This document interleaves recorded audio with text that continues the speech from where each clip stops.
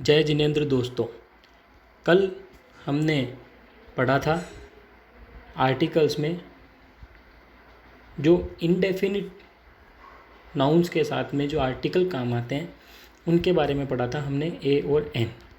आज हम पढ़ेंगे डेफिनिट आर्टिकल्स। तो डेफिनिट आर्टिकल होता है द कहाँ कहाँ पे काम आता है ये हम देखेंगे। द उन सभी नाउन के साथ काम आएगा जो डेफिनिट अर्थात निश्चित हैं, अर्थात वो सभी नाउन जो डेफिनिट है उन सभी के साथ क्या काम आएगा द। उन सब के लिए सबसे पहले हम ये चीज़ बताऊंगा मैं आपको कि एक शब्द जिसको हम कह रहे हैं THE द, लेकिन ये शब्द वाकई में द इसको प्रोनाउंस करेंगे या हम इसको प्रोनाउंस करेंगे दी। दो कंडीशंस हैं। जब भी ये जो शब्द है THE, जब ये शब्द किसी भी वोवल साउंड के लेटर के आगे आता है, वोवल साउंड जिसे कल मैंने आपको बताया था, वोवल साउंड और कॉन्सोनेंट साउंड।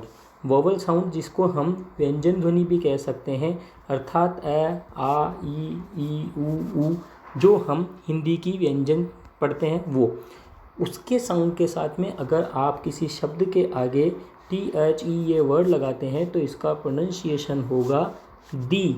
हम इसको दी प्रोनाउंस करेंगे, अदरवाइज़ हम इसको प्रोनाउंस करेंगे द। तो ये उस लेटर पे डिपेंड करता है, उस साउंड पे डिपेंड करता है जो द के बाद आया है।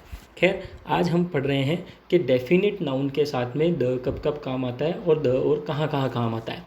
तो एक चीज़ ध्यान रखना दोस्तों, इस पूरे वीडियो के अंदर मैं आपको एक चीज़ बताने जा रहा हूँ कि द हम कहाँ काम में ले रहे हैं। तो सबसे पहले रिवर मतलब नदियों के नाम के आगे हमेशा द आएगा।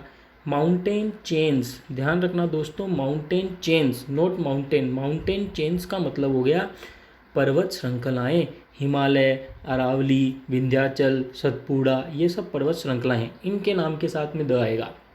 फिर हम देखते हैं बे और गल्फ। बे और गल्फ का मतलब हो गया खाड़ी, खाड़ियों के नाम के साथ में भी, जैसे बे ऑफ बंगाल, बंगाल की खाड़ी।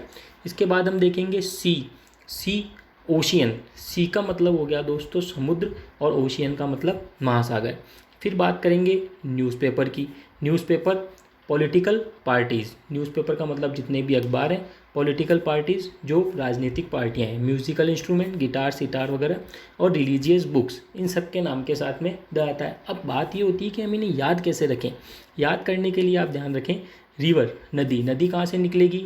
नदी निकलेगी माउंटेन चेन से, पर्वत श्रृंखलाओं से। पर्वत श्रृंखलाओं से नदी निकल के कहाँ जाएगी? खाड़ी में जाएगी। खाड़ी के बाद कहाँ जाएगी? सागर में जाएगी। सागर के बाद कहाँ जाएगी? महासागर में जाएगी। जब ये महासागर में जाएगी तो खबर कहाँ पे छपेगी? न्यूज़पेपर में छपेगी। फिर इसकी बातें कौन करेंगे? पॉलिटिकल पार्टीज़ करेंगे। और पॉलिटिकल पार्टी, जैसा कि हम जानते हैं, भारत में जितनी भी पॉलिटिकल पार्टीज़ हैं वो सब अपनी अपनी डफली बजाती है। डफली मतलब म्यूजिकल इंस्ट्रूमेंट्स। और जब उनकी कोई नहीं सुनता तो वो रिलीजियस बुक्स, गीता, कुरान, रामायण, इन सब की कसम खाते हैं। तो ध्यान से वापस सुनना, नदी कहाँ गिरेगी? नदी निकलेगी पहले माउंटेन चेन से, फिर खाड़ी से होते हुए सागर में गिरेगी, फिर महासागर में जाएगी। ये खबर अखबार में छपेगी। इसकी बातें पॉलिटिकल पार्टीज़ करेंगे।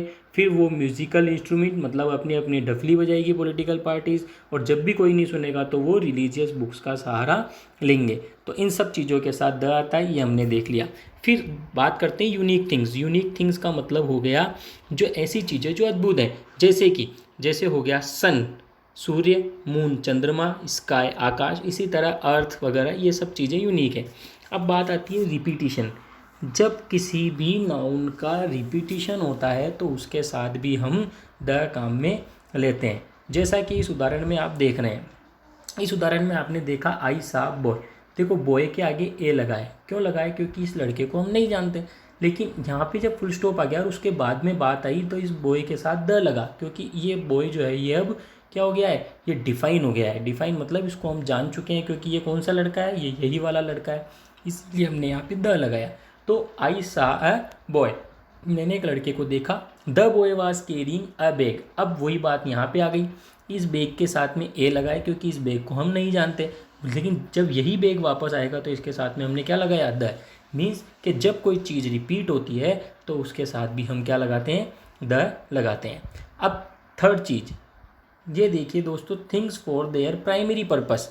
अगर किसी चीज़ के प्राथमिक उद्देश्य के लिए उस चीज़ का उपयोग हुआ तो हम वहाँ पे कोई भी आर्टिकल नहीं लगाएंगे, लेकिन उसका दूसरे उद्देश्य के लिए प्रयोग हुआ है तो वहाँ पे हम क्या लगाएंगे, द।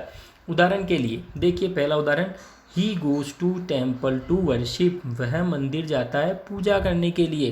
प्राय आप और हम सभी लोग मंदिर किस लिए जाते हैं, पूजा करने के लिए ही जाते हैं। लेकिन दूसरा उदाहरण देखिए, he goes to the temple to meet her, मैं तुझसे मिलने आई मंदिर जाने के बहाने। अरे भाई, हम तो पूजा करने जा रहे थे मंदिर, इसलिए हमने वहाँ पे कोई भी आर्टिकल काम में नहीं लिया।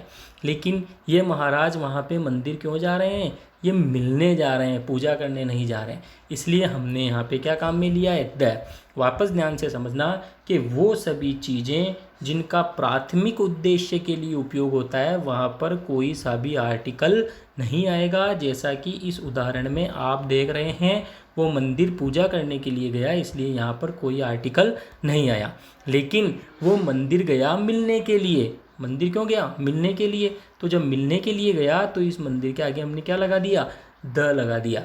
तो जब भी किसी भी आर्टिकल का उपयोग, जब किसी नाउन का उपयोग किसी दूसरे पर्पस के लिए होगा, उसके प्राइमरी पर्पस के लिए नहीं होगा, तो वहाँ पे हम द लगाएंगे। ठीक है। अब तीसरी बात है व्हेन देयर आर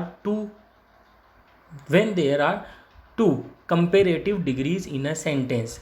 जब भी कोई दो कंपेरेटिव डिग्री एक वाक्य में आएगी वहाँ पर भी क्या आएगा, द आएगा। जैसा कि उदाहरण के लिए आप देखिए, the more she eats the more she gets fat, कि वो जितना खाएगी वो उतना ही क्या होती जाएगी, मोटी होती जाएगी। द मोर शी ईट्स, जितना वो खाएगी उतना ही वो मोटी होगी, स्वाभाविक बात है। तो यहाँ पर मोर कंपेरेटिव डिग्री, फिर इधर भी मोर कंपेरेटिव डिग्री, इसलिए हमने यहाँ पे क्या लगाया है, द लगाया है। तो इस तरह से आगे की क्लास के लिए और हम चर्चा करेंगे।